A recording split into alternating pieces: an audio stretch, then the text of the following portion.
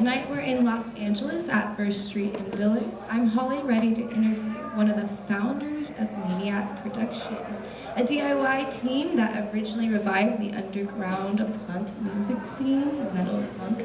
They rented a tiny room and called it The Forest, where a couple of bucks you could get all access to debauchery and sweaty leather. One party to last a couple of years until the party suddenly stopped in 2018. Now we're here to find out how Maniac Productions began and why it ended. So, whose idea do you think it was to start this whole thing?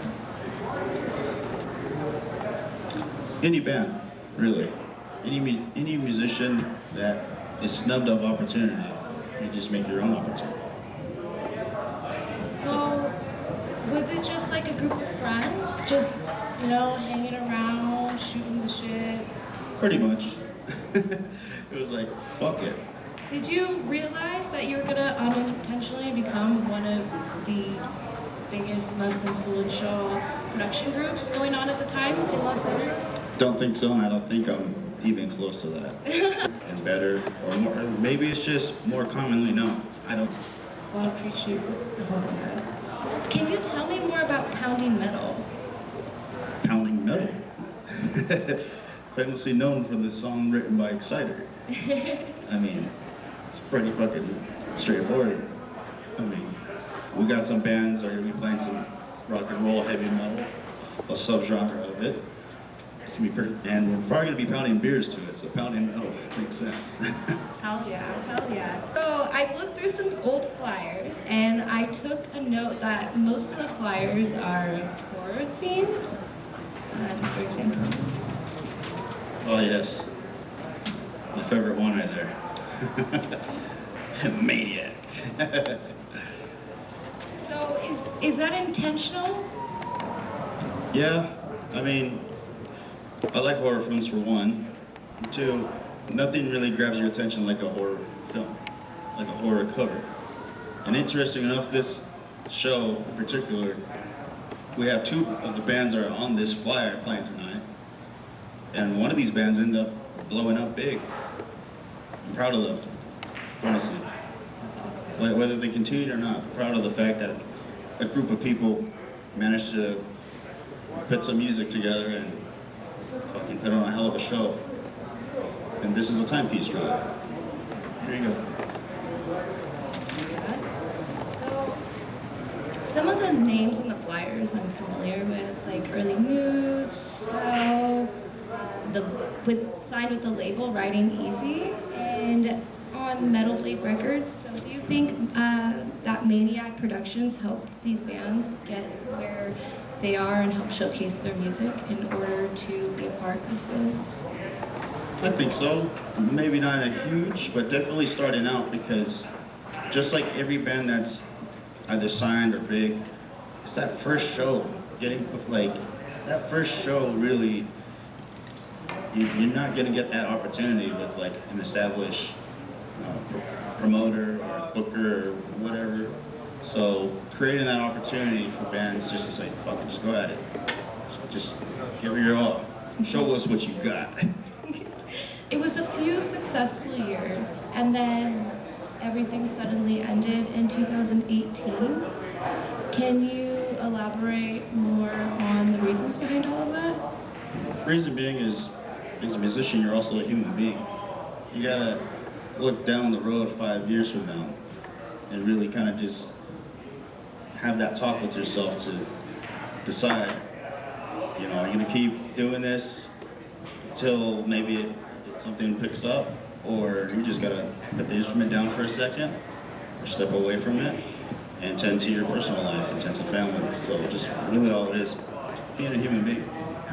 You rule. Thank you so much for coming out here to talk to us and doing this interview for the show tonight. And do you have any last words to say to anybody? Yeah, keep on fucking rocking. Awesome, thank you so much. What's up? I'm Tyler, the vocalist of Regiment, and you just watched one of the Maniacs tell us about Maniac Productions, a group of LA metalheads who ran underground shows years ago, and now they're making a comeback. Stay tuned. How many of you maniacs are going in the fucking pit? Ooh.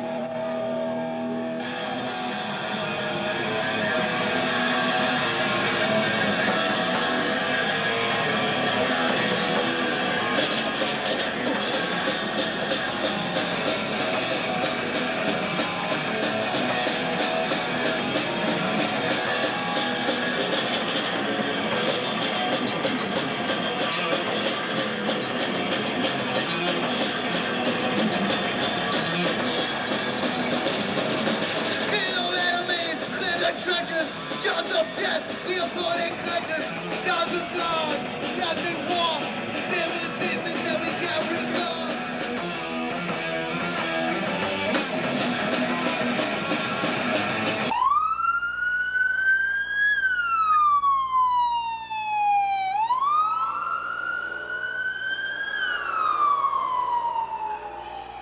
Wouldn't be Boyle Heights without some action. Yeah, no doubt.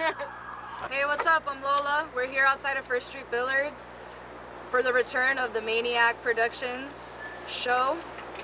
I'm here with AV Warrior. Just kidding, that's what my mom calls me. My name's Anthony. I play in Leather Church. Where are you guys from? We're from Texas. Cool. You guys did a sick ass set. Thank you. I really appreciated the Judas Priest cover. That was fucking sick. That's my favorite Judas Priest song. Fuck yeah. It's a cover. Their version is a cover too. That's, you know what, someone just told me that too. It's so sick. Yeah. So how do you feel? How did the set go? I feel tired because I play drums and do vocals at the same time.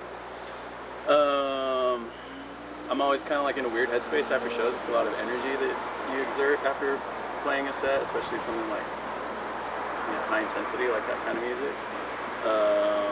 But it's cool. I'm super excited to fucking be here. I'm very thankful. And Drew's an old homie, and he asked us to come out, and this rules. Yeah, sick. I'm stoked. How long has Leather Church been active? I started the band in 2022 or 21 is maybe when I had the idea. Like right now we have an EP out and 2 singles. And we've been playing them for, I don't know, 2 or 3 years, something like that. What are your signs, your big 3? My big 3, I'm a Cancer Sun, a Virgo Moon, and a Leo Rising. Cancer Sun, so the 3 of Swords is very fitting. yeah, dude. Yeah, I got a lot of feelings. Yeah. I got a lot of feelings, yeah. That's what's up. For sure. Yeah. Thank you for letting us chat with you. Do you have any last final words? Anything you want people to know about you or the band? To know about me or the band. Listen to Thin Lizzy and Black Sabbath every day. Very valid points. Well, thank you for chatting with us. Yeah, it was a pleasure. Yeah. Okay. And it's cool. Cheers, you guys. Thank you for coming out. Really, it's fucking badass.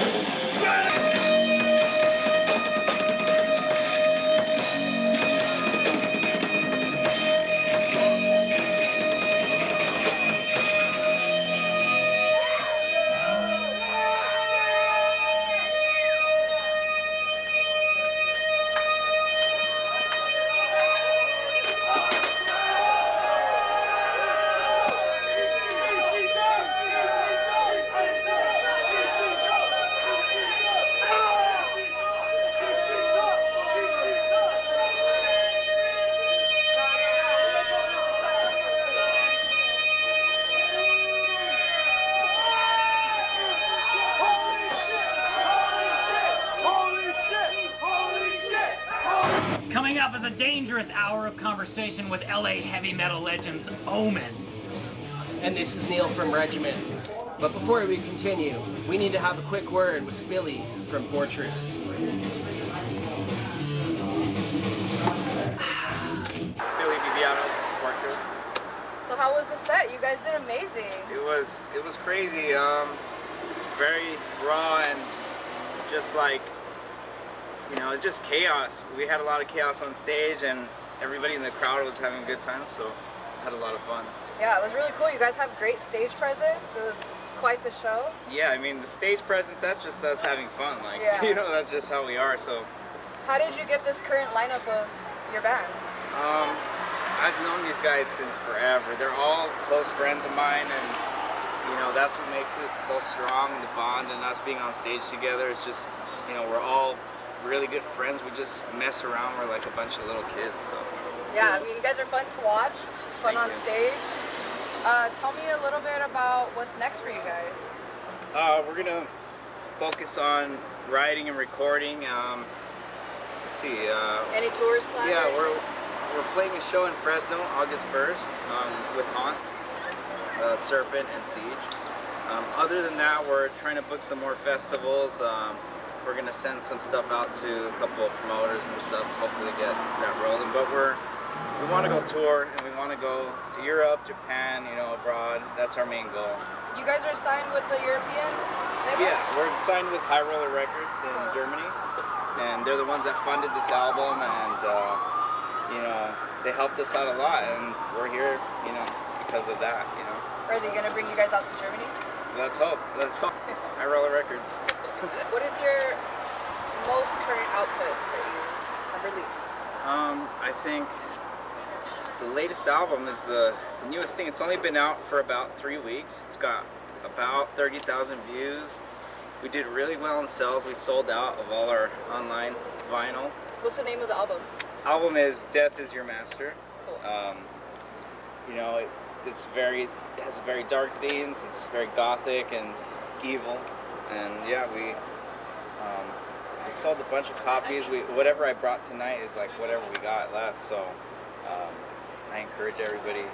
Whatever we don't sell here, we'll post it online. So. Well, if you guys haven't checked out Fortress, go to one of their live shows. One of the funnest bands I've seen in a really long time. Do you have anything to say for any last words? Thank you so much. Buy our album. Go check it out on Spotify or whatever you listen to. Buy some merch. Helps us out a lot. Thank you. Thank you.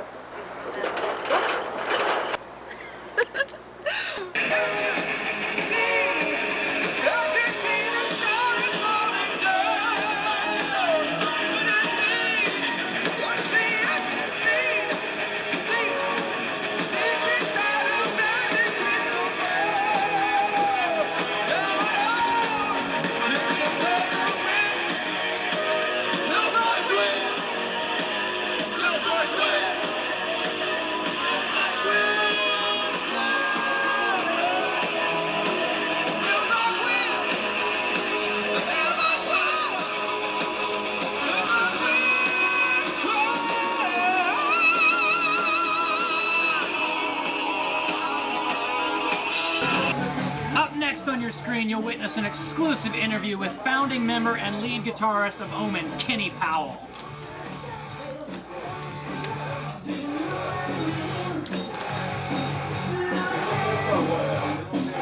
Until next time. Until next time.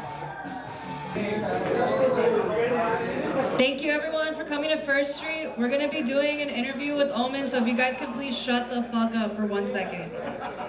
Or just keep it to a minimum outside or something. Quiet, please.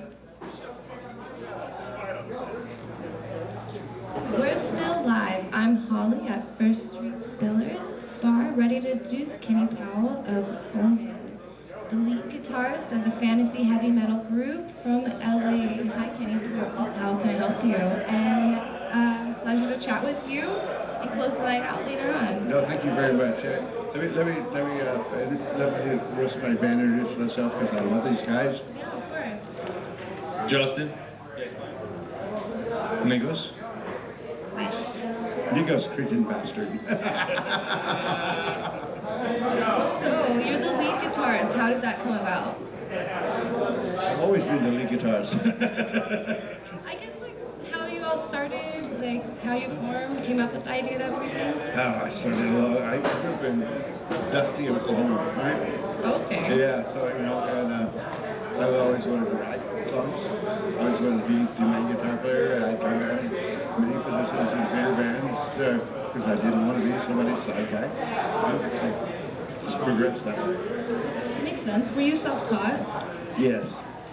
Yeah, you know, it makes me crazy to watch all these young kids because they have all this technique taught to them. It took me years to, you know, figure out everything around, you know.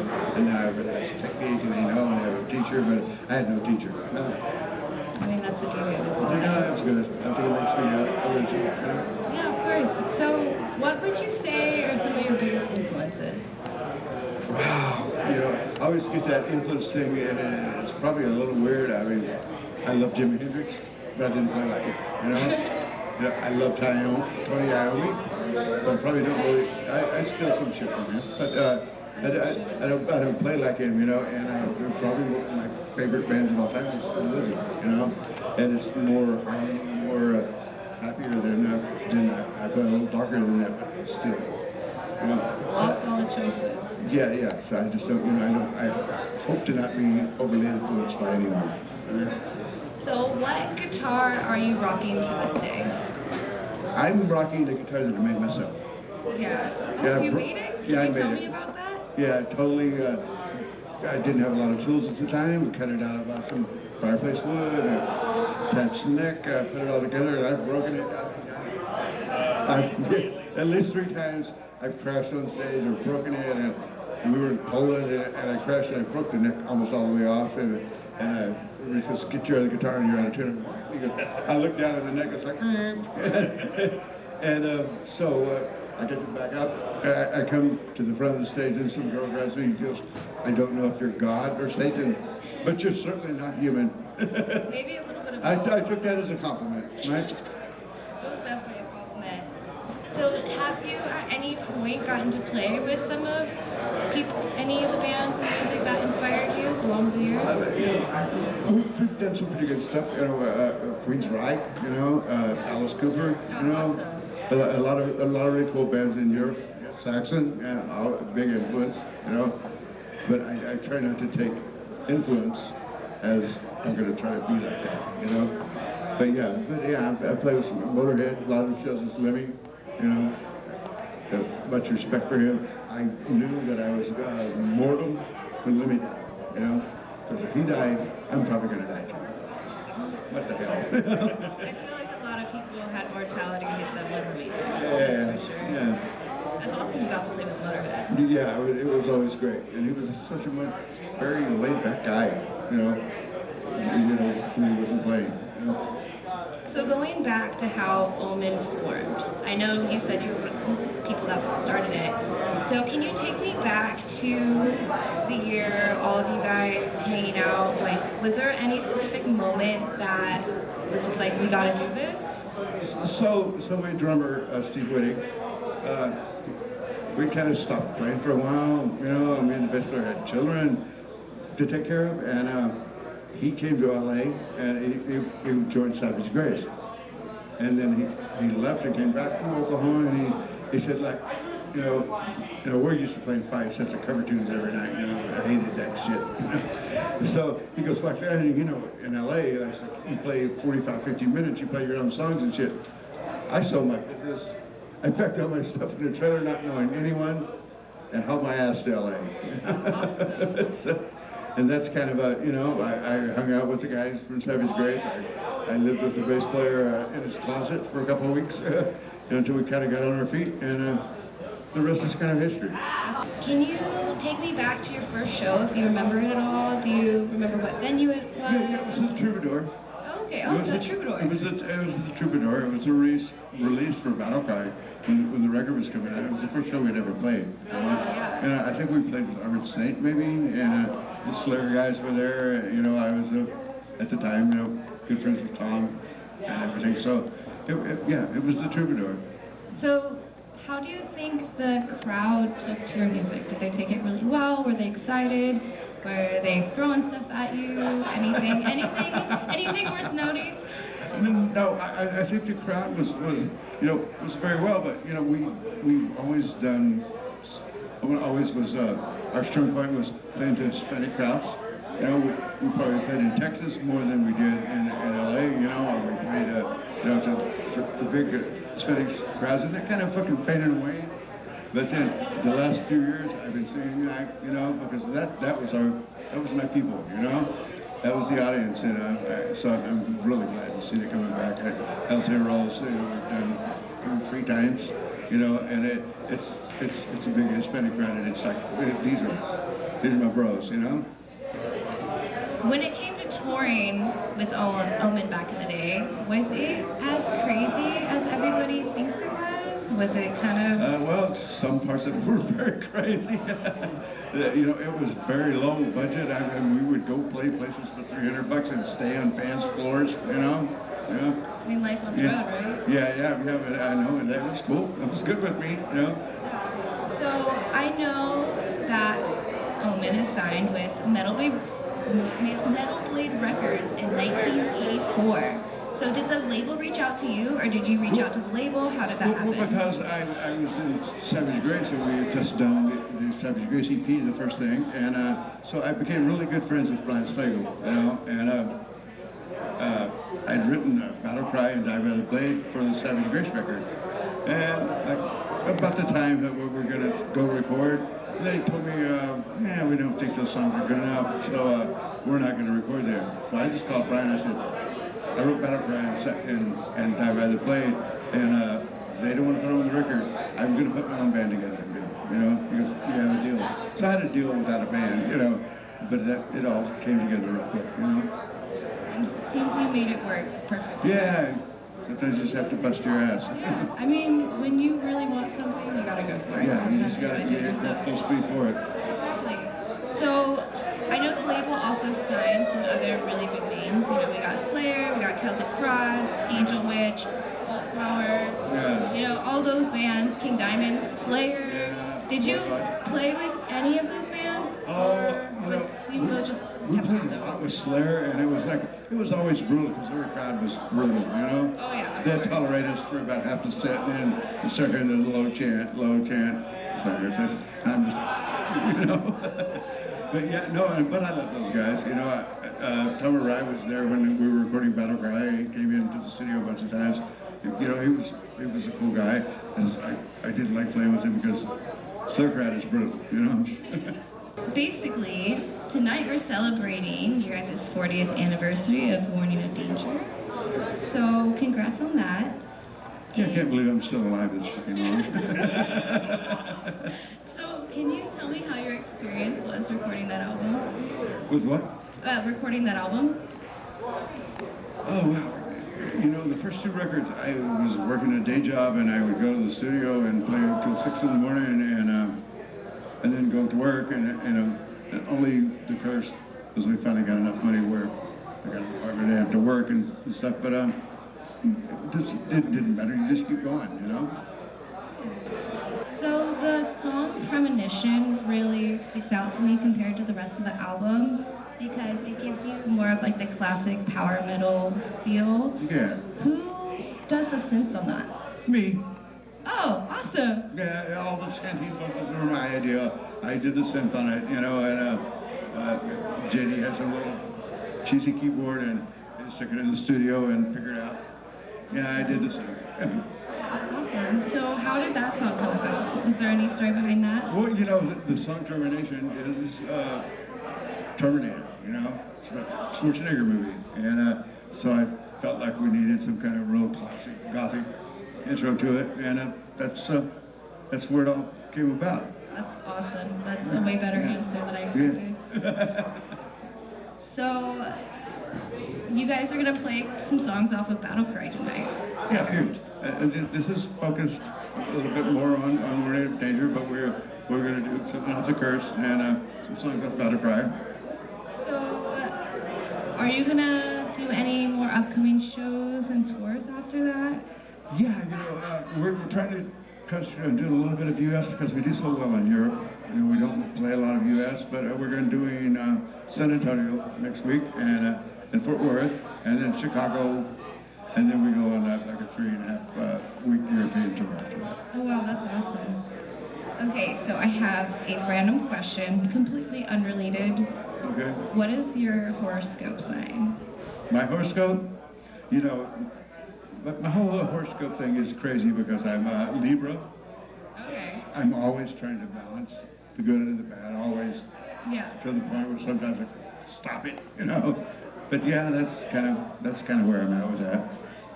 Awesome. Well, thank you, and taking some of your soundcheck time to have this interview with me. And I'm really excited to see Omen play tonight, and I'm sure everyone else who's here. Yeah, thank you very much. Well. You know, I'm a bit nervous. I haven't played in a year. Had some health problems, but you know, let my guys say goodbye to everybody. And thank you so much. Yeah, of course. Appreciate thank you. Yeah. Is there any last words? No. Have you met Raymond? Yeah. We're ready to play tonight, so. Yeah, I'm ready to hear you guys. Thank you so much. You know, heavy metal Raymond, yeah, it's Greek, and it was heavy metal, you pussies. Thank you so much. Yeah, of course, thank you. Okay. Let me take some pictures.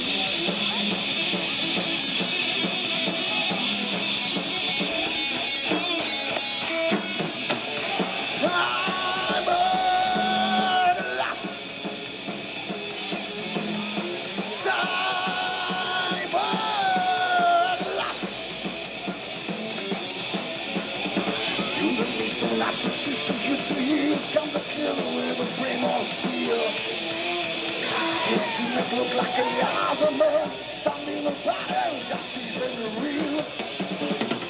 With a sail on my heart, and model man, these toxic city streets full of you.